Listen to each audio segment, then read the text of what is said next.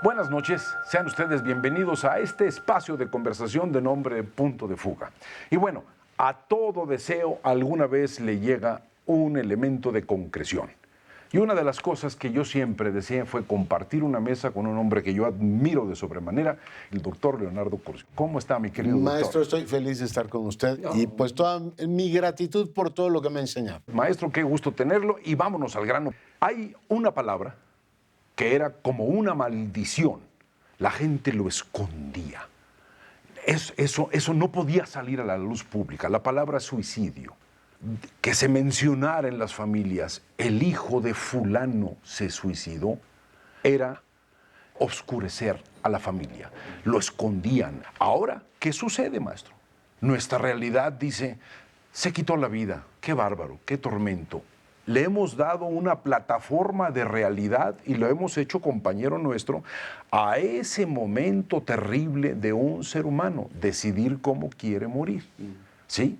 Porque ya es parte de nuestra realidad, maestro, y no nos escandalizamos. Pues porque tenemos 800,000 suicidios en todo el planeta y va creciendo, y particularmente porque pues cada vez son más jóvenes los que se suicidan. Eso es lo que me aterra. El gran asunto es que el suicidio, maestro, es un grito desesperado de quien lo comete, como diría nuestro buen amado Balzac. O sea, Sí, la, claro. la piel de Zapa empieza diciendo, es un grito desesperado de alguien, pero es al mismo tiempo un hecho social completo, como lo demostró Durkheim en su famosa monografía. Es decir, los suicidios no son independientes de la sociedad en las que ocurren, pero además es un mensaje a todos los que lo rodean. O sea, el suicida te deja efectivamente como con un mensaje en la botella diciendo, me voy porque estuvieron, en este caso, por debajo de las expectativas que yo tenía. O sea, Eso es una eso es. comunicación en tres niveles: la individual, la social, digamos en términos amplios, y también al grupo de referencia de la familia. ¿Qué hace? ¿Cómo gestiona uno un suicida, maestro?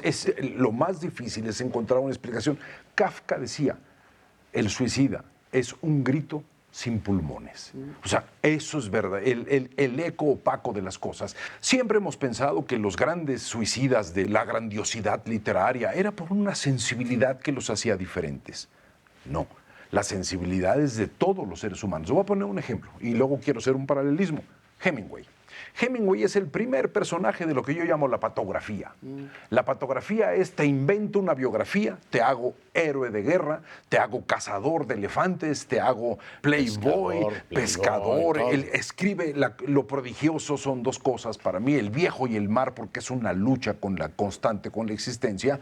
Y París, bien vale una fiesta. París era una fiesta, ¿sí? Hemingway, ¿cómo termina? Después de ser el gran héroe de guerra, salir en todas las revistas Life con su escopeta, era un hombre que por dentro tenía dolor, alcohólico, cobardía, sensación de fracaso, no escribía ya bien, se vuela la tapa de los sesos. El héroe se mata, maestro. ¿Por qué?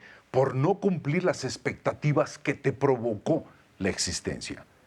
Lo mismo le está sucediendo a los jóvenes. Ante una problemática de expectativas y aspiraciones de una familia que inundan a un joven en medio de los entornos que estamos provocando socialmente, las expectativas los está lastimando, los está carcomiendo, y muchos están optando por elegir la salida de otra manera, por la misma sensibilidad de Hemingway. No me voy a poner yo duro con Hemingway porque tampoco toca, pero digo que un joven de 15 a 19 años haga eso, lo entiendo, pero un sesentón como Hemingway sí tiene algo de profundamente perturbador. Porque yo creo, otro suicida famoso que era Pavese decía que a partir de los 40 uno es responsable de su cara. Uno debería ser su propia cara. responsable de sus propias emociones. Ajá. Es extraño que a los 60 uno incurra en eso, aunque hay otro famoso escritor italiano, Moravia, que decía, pues en muchos sentidos el suicidio es una conclusión natural de una vida que no fructificó. Sin embargo, en el caso de Hemingway sería discutible.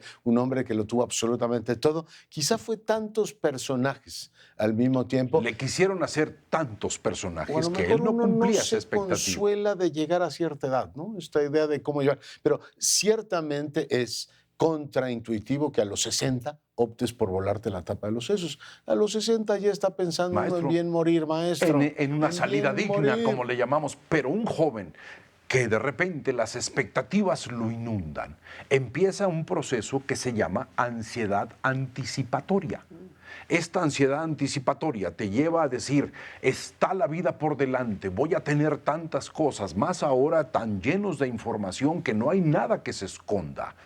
Al tener toda la gran posibilidad de vivir 80 vidas y solamente tener una realidad para combatir con ella, los puentes ficticios e imaginativos se están acabando y juventudes que se torturan muy pronto, que se torturan de una manera brutal y que de repente no pueden, ellos ya decidieron que no pueden cumplir una expectativa, los lleva a esa salida.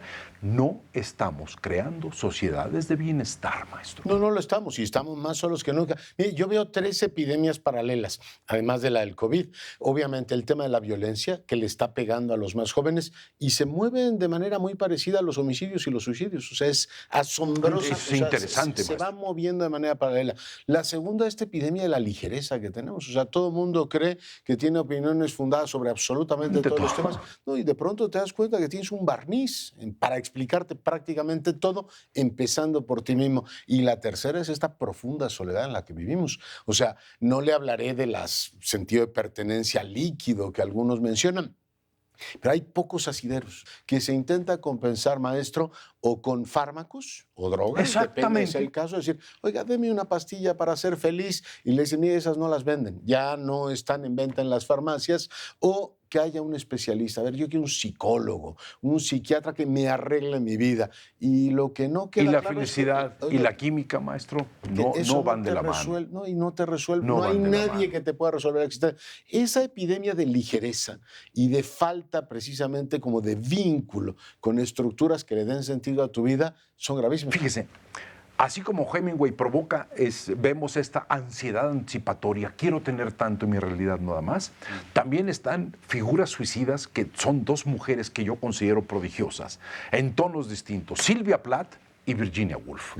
Y ahora, ahí entra otro tipo de depresión, ya no es la depresión por esta desesperación patográfica, sino en Sylvia Plath el vacío trágico de la sensación de que atrás de la vida no hay nada que te soporte, y Virginia Woolf con una bipolaridad, una sensibilidad y una extrema tristeza que ahora la han diagnosticado como bipolaridad.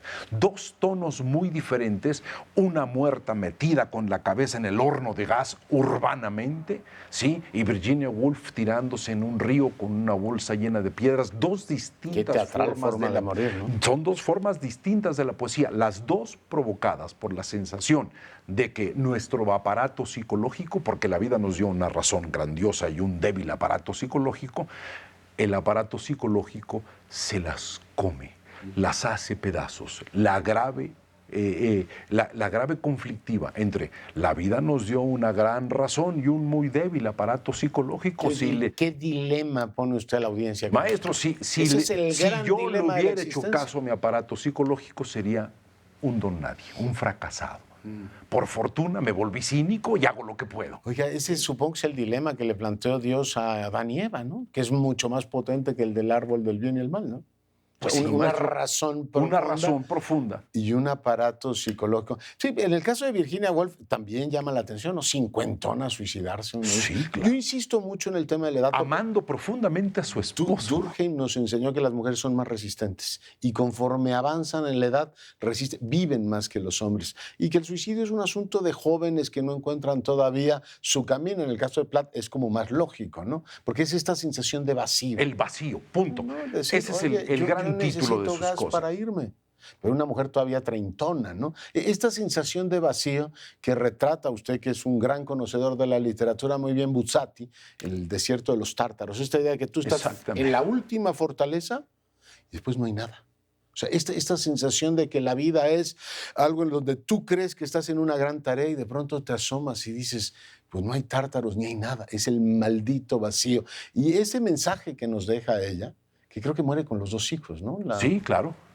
Ahora, o sea, mueren los 2 hijos con ella. Con ella. Lo que hace la Plath es acabar con el inmenso dolor que ella creó, porque ella creó ese dolor. Su retórica no es más que consecuencia de lo que siente, pero la fue haciendo doblemente fuerte por el poder de sus palabras. La palabra te va encaminando hacia rumbos que tú no esperas, ¿sí? Pero a mí me preocupa porque esta depresión terrible que la vemos como solamente le pasaría a la gente sensible, le puede estar pasando a tu sobrino enfrente, claro, a tu vecino, a un señor que acomoda el carro y que te dice cómo le va. Nos gritan a todos, por todos maestro. lados, pero preferimos no ir. Pero yo en muchas ocasiones me pregunto, digamos, desde la óptica más amplia de lo que es la respuesta social a esa soledad, es que tampoco sabemos qué decirles, maestro. O sea, tú de pronto se nos acabó el oyes lenguaje. ese grito y tú dices, ¿y yo qué le digo? Salvo ánimo, espero que encuentres un sentido a la vida. La verdad es que como sociedades, en muchas ocasiones, me gusta el viejo tema de Foucault, decir, enciérrelos, prefiero no verlos. Prefiero no verlos. Póngales electrodos y a ver qué hace con ellos. Cástrelos, ¿no? Emocionalmente, o déles pastillas y mándelos a dormir. Porque tampoco sabemos qué hacer con ellos y la respuesta inmediata es, o los escondo y los efectivamente...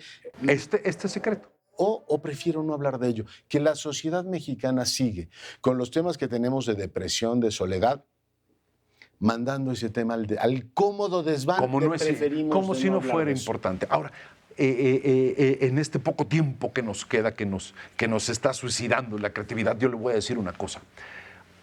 Ya que mencionó a Cesare Pavese, y con el oficio que significa duramente vivir, Cesare Pavese es atacado. ¿Por qué? Por su ideología. Él decide manejar una ideología. Es atormentado, todo el mundo lo ataca. Gente como Italo Calvino dice, tengan mucho cuidado porque parece ser que considerar a alguien y ser anticomunista se está convirtiendo en una predilección, no en un factor. Van sacando a Pavese poco a poco de la sociedad, lo hacen sentir un paria. ¿Y en qué termina esa sensación de paria unido al oficio trágico que tenía él como en la existencia? Una enorme sensibilidad y una problemática muy fuerte a nivel sexual que él no podía de alguna manera manejar. Tiene frases dolorosísimas con respecto a su sexualidad, ¿sí? Ahora, con toda esta violencia cotidiana que estamos viviendo de fulano no cree en esto, lo voy a excluir y le insulto y le grito, estamos empujando a decisiones desesperadas a muchos seres humanos, maestro. Sí, en el caso de Pavese, y además que retrató como pocos que vivir es un oficio complicadísimo. Es que yo entiendo que hay entornos que son particularmente agresivos y el de él lo fue. También tomó decisiones raras, se afilia al Partido Comunista, después sale. Era inconstante. La gran proeza, usted hace las preguntas en este programa, pero yo se la tengo que hacer por la admiración que le tenga, es cómo le encontramos un sentido a la vida que sea efectivamente edificante. Y pienso en otro escritor italiano, Lampedusa, que vivió encerrado toda su vida. Como aristócrata, pues. Y decía, a ver, el gran consuelo lo encuentras en la literatura. Tú hablas con Conrad o hablas con quienes lean y además tienes esta capacidad de ir leyendo línea por línea y encontrar una trascendencia a tu vida, un sentido a tu vida en entornos absolutamente agresivos. A Pavese y a Lampedusa les tocó vivir una Italia espantosa. Maestro, y a Lampedusa le tocó ver una Italia que se caía y una Italia en la cual él estaba en la cúspide. A grandes pensadores. Maestro, nos debe enseñar qué hacemos con nuestra vida. A grandes pensadores Eso del es lo que siglo nos deben XX enseñar ustedes. les tocaron épocas verdaderamente terribles. Hemos entrado en épocas donde hemos convertido lo terrible en grotesco. Y a usted y a mí nos está tocando vivir una época igualmente terrible. Donde ya lo terrible está dejando de ser grotesco, pero al fin de cuentas, si no hay una preocupación por el bienestar, por cuidar a los jóvenes, por evitar que la gente tome esa decisión, lo único que sí digo es nuestra obligación mantener el concepto de crear entusiasmos y estados de ánimo sanos para vivir. Entusiasmo, o sea, que los dioses se apoderen de nosotros. Fíjese que yo tengo la impresión cuando un historiador hable del siglo en el que vivimos, ellos creían que la epidemia importante, la más relevante, era la del coronavirus, pero vivían violencia, ligereza y soledad y no se daban cuenta que ese era su verdadero problema. Y las emociones gritaban palabras equivocadas. Maestro, es un placer. Muchísimas gracias por la plática. Qué agradecido estoy con usted, maestro. Gracias por mi querido la hospitalidad. doctor. Y gracias, nos veremos en la siguiente semana aquí en este espacio de conversación.